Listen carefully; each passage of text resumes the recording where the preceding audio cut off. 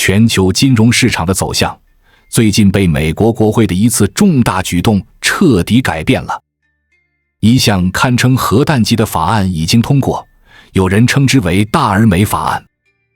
但在金融界看来，这更像是一次精准打击，它不仅直接引燃了特斯拉创始人埃隆·马斯克的怒火，还导致美国政坛出现分歧，美股市场风向突变，黄金市场也随之躁动不安。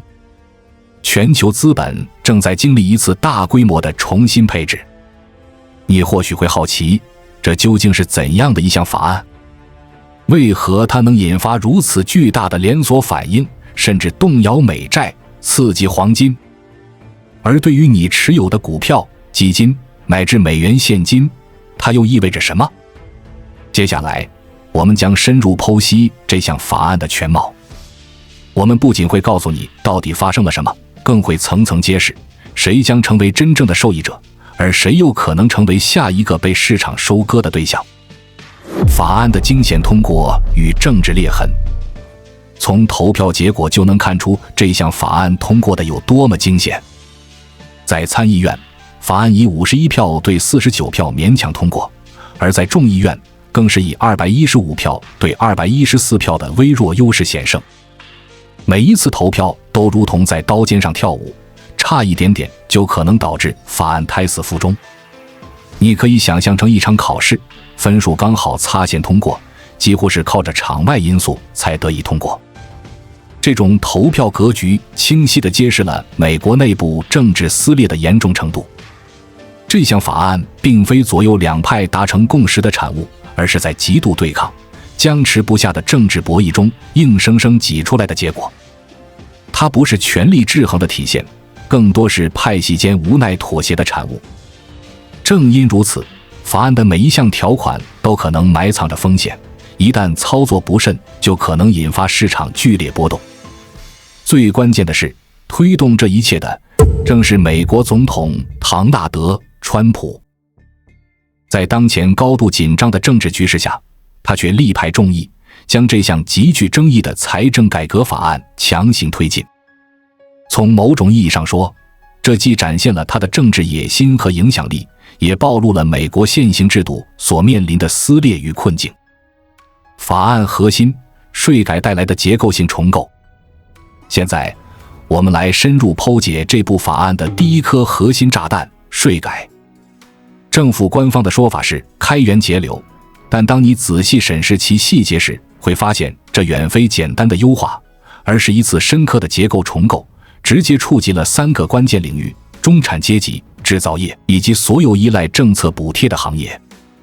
甚至连全球资本的配置逻辑也可能因此被迫重新计算。拆解来看，税改的明线有3条：一为中小企业和制造业减税，特别是那些劳动力密集、能带动就业的传统行业将获得税收优惠；二减轻中低收入人群的个人所得税负担，旨在刺激消费、提振内需；三最关键的调整，取消新能源和电动车的税收优惠，这一条才是真正让市场炸锅的地方。试想一下，像特斯拉这样的新能源巨头，过去几年销量飙升在很大程度上得益于电动车抵税政策。现在补贴说砍就砍，马斯克自然怒火中烧。他甚至连夜在社交媒体上发文，语气中充满了愤慨，仿佛在说，这项法案根本就是针对我来的。这不仅仅是补贴减少的问题，更是对整个新能源行业盈利模式的重新定义。那些过去依赖政策红利生存的企业，现在必须学会裸泳。这不仅改写了其利润模型，更意味着整个新能源赛道将进入一个政策逆风期。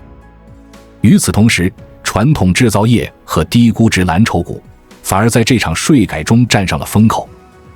这也解释了最近一段时间美国股市出现风格轮动的原因，资金正在重新评估和定价政策带来的红利。正因为这项税收政策的调整，近期甚至出现了川普与马斯克之间公开的言语交锋。政治和商业世界中，果然没有永远的朋友，只有永远的利益。特斯拉股价也因此一度下跌超超过 7%。更深层次的影响，899条款与全球资本流向。接下来这一条是整个法案中最令人震惊的条款，899条款。它一旦落地，不仅马斯克会感到不安，甚至中东主权基金、新加坡投资机构、香港的对冲基金等全球主要资本方都将不得不重新衡量是否继续投资美股。简单来说，899条款的核心内容是，所有外国资本只要计划投资美股或购买美债，都必须缴纳一笔入场税。无论你是中东的主权财富基金、新加坡的大型保险公司，还是香港的对冲基金，只要你的资金希望在华尔街进行投资，都必须先支付这笔过路费。在过去几十年里，美国吸引全球资金的最大法宝就是其零障碍资本市场，只要资金愿意进来，就会受到欢迎，并且拥有多样化的资产选择。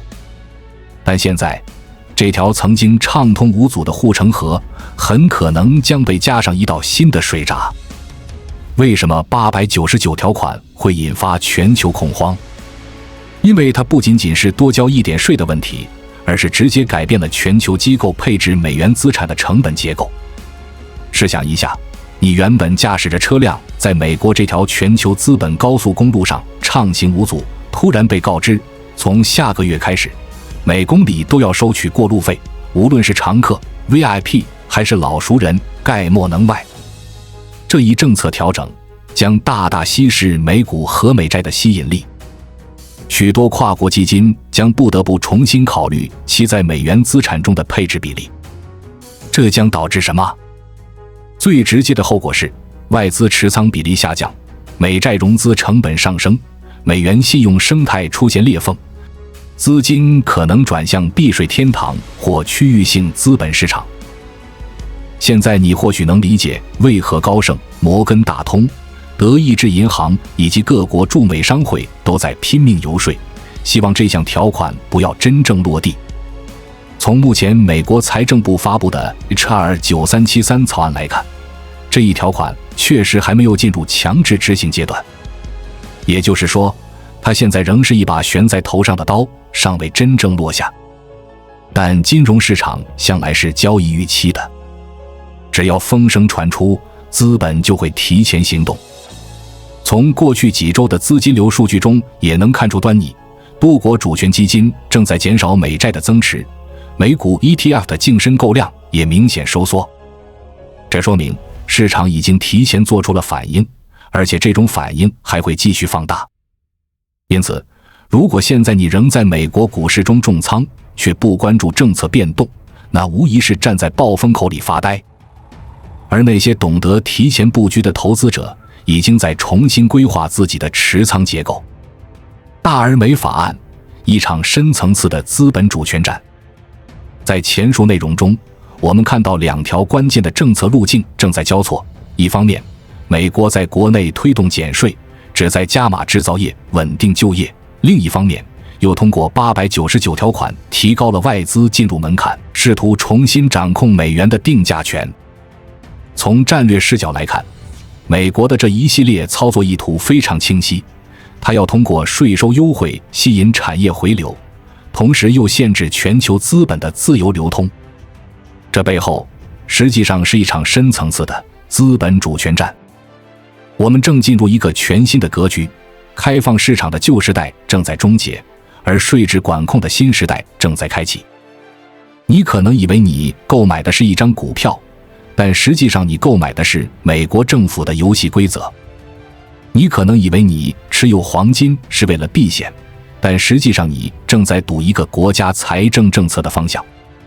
请大家注意，这波财政改革绝不仅仅是撒钱刺激那么简单，而是一次彻头彻尾的资源重构。更直白地说，美国政府这次是直接动刀，削减部分民众的福利。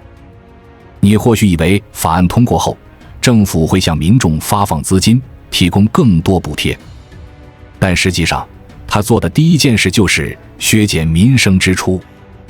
根据美国国会预算办公室的官方数据，新的财政预算中削减了近1100亿美元的民生项目。具体削减了哪些？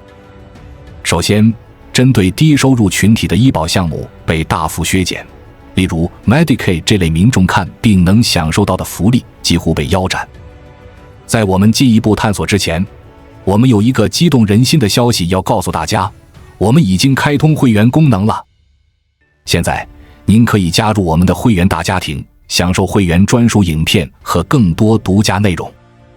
别忘了关注才知道，并点击小铃铛，我们将继续揭示更多关于金钱的真相，助你迅速实现财务自由。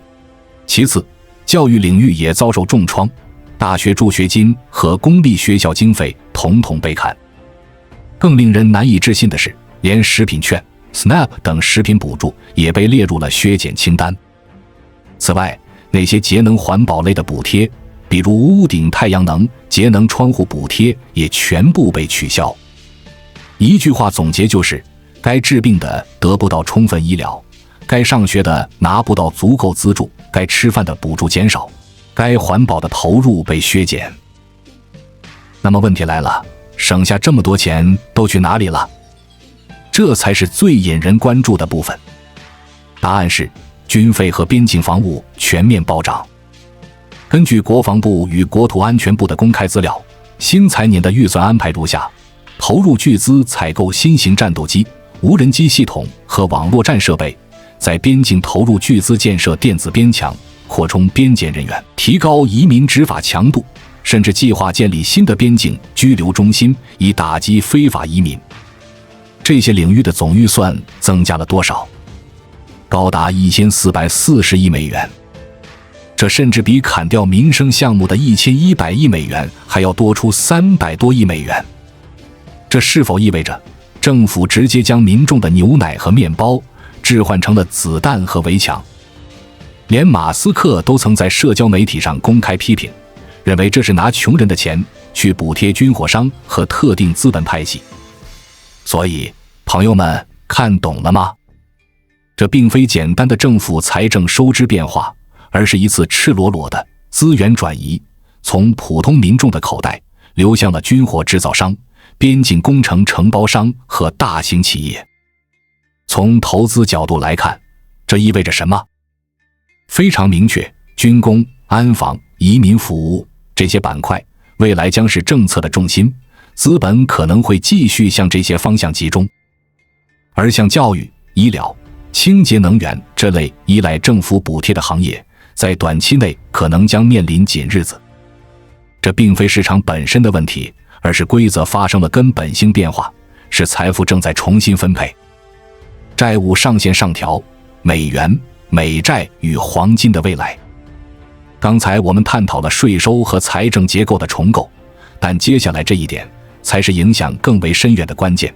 美国将再次上调债务上限。如何理解这件事？试想一下，美国财政部现在的行为，就像一个信用卡早已刷爆的老赖，竟然还跑去银行说，能不能把我的信用额度再增加4万亿美元？这并非意味着现在就会立即发行4万亿美元的债务，而是美国政府已经为未来的借贷预留了空间。这相当于在告诉市场，我以后还会继续借钱，继续发债，你们先做好心理准备。这会带来什么影响？我们分3个方面来阐述。一，对美元而言，这是一记信用警钟。美元作为全球储备货币，其根基在于市场对美国财政的信心，即相信它不会肆意挥霍，不会滥发货币。但现在，如果不断提高债务上限，市场会如何解读？他会认为美国是否已濒临极限，需要依靠印钞来偿还债务。因此，从逻辑上讲，债务上限上调意味着未来美元信用可能被稀释，美元贬值预期将升温。二，对美债而言，这绝非好消息。为何？因为这意味着未来将有更多的国债被发行出来，市场供给增加，债券价格自然会面临下跌压力。价格下跌，债券收益率就会上升，这对已有的债券持有者将形成利空。举例来说，你手上持有的美债年收益率是 3%， 但现在市场上新发的美债却提供 4.5% 的收益率，你手上的债券瞬间就不香了。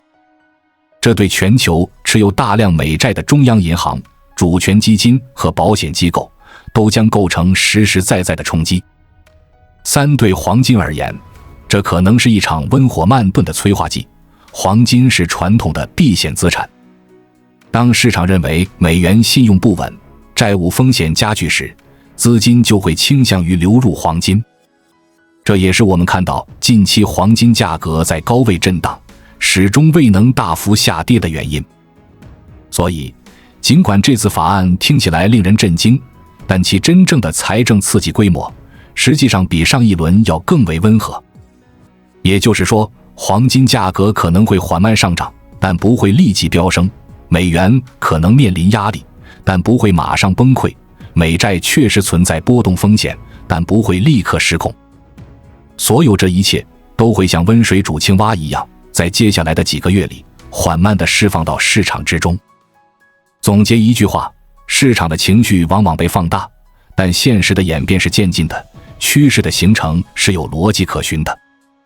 暴涨暴跌大多是基于误解，市场并非非黑即白，买入黄金不一定立即见效，做空美股也并非稳赢。真正懂得市场节奏的投资者，关注的是政策路径，是大资金的调仓方向，以及关键的市场信号。不过，再次强调，黄金从来不是一个依靠单一事件就能起飞的品种，它的走势受到宏观情绪、美元强弱、利率预期、风险偏好以及地缘冲突等多种因素的综合影响。这次法案确实是一个催化剂，但它并非最终的引爆点。你可能会问，如果黄金上涨，美股是不是就会下跌？我现在该买什么？这才是核心问题。判断非常清晰，黄金有利好，但不会立即狂飙；美股有风险，但结构性机会依然存在。为什么？因为这部法案向市场释放出的最重要信号是，政府正在向特定资本倾斜，尤其是富人、大型企业和军工复合体。从税收结构上看，法案利好的是中小企业、制造业和部分蓝筹股。从财政支出看，重点扶持的是军工、防务、边境工程和传统基础设施。换句话说，尽管大盘可能继续上涨，但如果你持有的并非市场主线，你可能依然无法从中获利。例如，如果你现在仍在全力投入新能源领域，或者过度押注教育医疗行业，那么很遗憾，这一轮政策红利可能与你无缘。而那些看起来传统甚至有些过时的行业，比如军工、钢铁、建筑、安防以及与移民执法外包相关的服务，反而可能迎来趋势性的红利。所以美股并不会直接崩盘，但其风格会改变，结构会调整，这才是聪明投资者应该关注的方向。最后总结，这部大而美法案本质上是一场资本结构的重新洗牌。减税并非普惠所有群体，而是为特定阶层打开绿灯。财政支出并非简单的撒钱，而是收紧福利，偏向军工。债务的增加也并非为了偿还旧账，而是为了继续加杠杆。黄金虽然有利好，但美股市场将呈现出显著的结构性差异，外资税收的新门槛可能重塑全球资金的流动路径。这部法案并非普通政策调整，它是一次财富分配逻辑的重新编码。谁能看懂新规则，谁就能提前站上正确的资产赛道。请不要再用过去的估值模型去套用一个已经发生根本性变化的世界。如果你看到这里，说明你已经比大多数投资者更早地洞察了市场风向。欢迎在留言区分享您的看法，我们下次再见。关注我，我是财之道，带你解锁更多金钱的真相。